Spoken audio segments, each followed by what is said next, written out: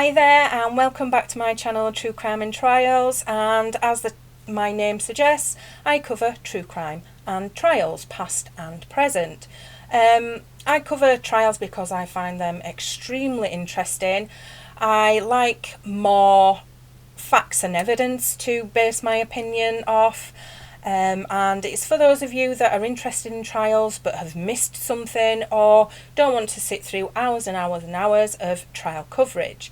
So as I said in my previous video, I am on the home straight with the Casey Anthony trial, and we are now on to closing arguments. So we begin as always with the prosecution, and Mr. Ashton begins by thanking the jury as they always do, and then he shows footage of Casey and Kaylee playing together.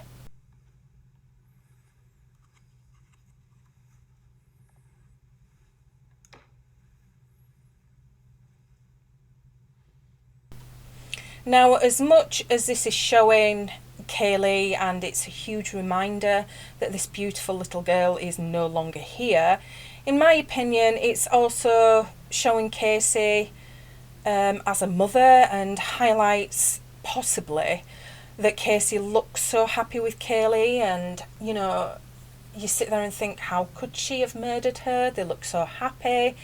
It's so conflicting because then you remember the lies and how she could have let it go on for so long. But then Mr. Ashton points out that you can't forget the countless lies Casey told right from the get-go. And he also points out that when Casey is faced with a problem, she would change her lie or lies to benefit her. And then, of course, George starts to get suspicious, but he's told point blank to stay out of it. Therefore, Casey's lies continue because she's been enabled by her mother to carry on with this charade, which works up to the point of Kaylee starting to talk, which starts to make the lies more difficult and harder to keep going. He then moves on to when Casey met Tony, specifically when Cindy was at home from work for a week. She was on vacation and she had Kaylee for that week. He says that when Casey was free to be free, she loved that life, and so she had a choice to make. A life tied to being a mother or to be a regular 22-year-old. And the fact that she had to either sacrifice the life she wanted or her child. And he says she chose her child. And at this point, Casey is shaking her head when Mr. Ashton is saying she had to make this sacrifice. On June the 16th of 2008. So on that fateful day, Casey had told both parents she would be working late and she and Kaylee would be staying with Zanny. But Mr. Ashton says that Casey knew that night she would be in the arms of her boyfriend and Kaylee would be dead. And again, Casey is shaking her head. Thus begins the plethora of lies, conferences away, trips away, all while she's with Tony at his apartment, while Kaylee was probably in the trunk decomposing. Then Mr. Ashton puts forward the reasoning behind Casey going to the next door neighbours to borrow the shovel. He says that Casey briefly thought about burying Kaylee in the backyard just like they did their pets. But that was probably too much work for her and decided to throw Kaylee in the nearby swamp. So he then moves on to all the imaginary people that Casey made up along the way, and how when cornered, Casey came up with more lies very quickly. Nobody, again, on this earth can deny that is exactly what she did. Then Cindy starts to become suspicious and desperate to see Kaylee.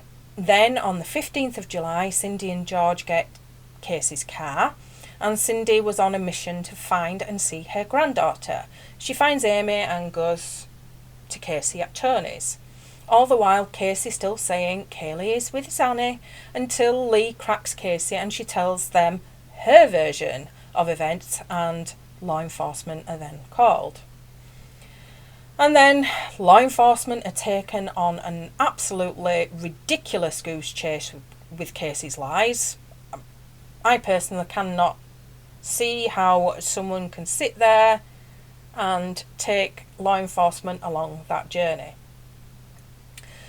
But then they bite her in the arse at Universal, and she has to admit she doesn't work there but continues with the Zanny story. Then, when she is released from prison on bond at home, she comes up with the kidnapping story at the park, where Casey is pinned down and Zanny took Kaylee because she was a bad mother. A few months later, Kaylee's remains are found. He brings up the duct tape now and the brand name of it, Henkel, I think it is, or Henkel, which is a very unusual brand for tape, which was only found on Kaylee's remains and George's gas can, but then also was used to stick up missing posters of Kaylee, which Mr. Ashton says was unknowingly used by George. Now, the laundry bag that Kaylee's remains were found in, Cindy had other one from the set at home, and the blanket and the clothing, etc. Mr. Ashton then goes on to dismiss the stories that Baez told in his opening statement about George being the one that murdered Kaylee and somehow Roy Kronk got involved. He also dismisses the totally bonkers story that the skull was removed from the remains on Suburban Drive to put duct tape on and then returned back to its original anatomically correct position with the remains. I mean, that was just out there. It is also pointed out that George couldn't have possibly done this because he literally loves Kaylee more than life itself, as he attempted to end his own life and had written a suicide note. He didn't admit to anything in that note, which, yeah, in my opinion, if you were that guilty and you were going to commit suicide, you would think he would have if that were the case, unless it was just a cry for help and attention. Then you have the smell in the car and the hair. Yes, Dr. Vass tested the air from the car and said it was definitely the smell of decomposition, but then you have people saying they did smell it and people saying they didn't smell it, so that to me shows doubt about that fact. I mean, if they all collectively said, yes, that was definitely smell of decomposition, then you can't really throw out that fact. But because, you know, there was those that did and there was those that didn't, I mean, what did... So to me, that's just a major doubt. Then the hair with the post-mortem root banding, which the prosecution proved it was Kaylee's. But does it definitively prove Kaylee's dead body was in the boot of that car? No.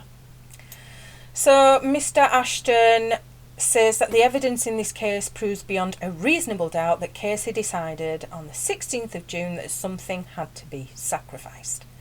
She chose to sacrifice her child to live the life she wanted, and she's guilty of murder in the first degree.